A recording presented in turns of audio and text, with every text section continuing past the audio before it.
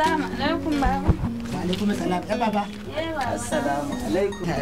Yau ke da bakon ne? Baba. Ki ce ya zo kenan. To sannu fa. An same ku lafiya ba? Lafiya lau yaro. Ya ibada. Lafiya lau.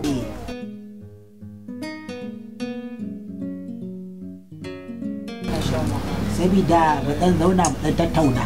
Sabida shi magana aure ba maganar wasa bane. Addini ma ya yarda ka zauna da wanda zai aure yarka. Ka san daga wani jinsi yake sai aure ba abin wasa bane. Gaskiya ne. Ko ba haka ba. To duk wanda na aure duka yara da na aurar kowanne sai na kira miji shi. Na bai tambayoyi. Gaskiya ne. To kai ma yanzu ta faɗo kanka. Tunda ta ce kai take so. Yawwa. In ba za ka damu ba zan iya tambayar ka. Zan so in san farallan alwala guda nawa ne. Farallan alwala. Tabbas ita. To baba ina ga farallan alwala 22 ne zuwa 23 ba ne su. Ka ce 22 zuwa 23.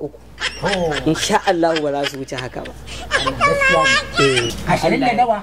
Da 2 zuwa da 3. Ta shiga wata dai. Ba zai wuce da 3 ba dai ko da ma ya wuce da 2. Zan so ka ɗan gayyano min su inji. Ɗaya bayan ɗaya. Zan kirga su.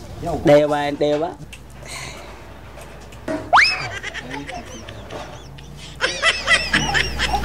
Zan kirga su.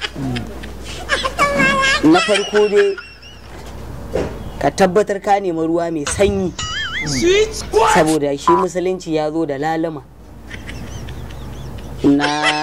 Na biyu ka tabbatar bayin da za ka yi tsarki bayin musulmai ne ba na arna ba. Biyu kenan. Shi ma yana daga ciki. Na uku idan ka fito za ka fara wanke hannun da. Haka ma ya isa.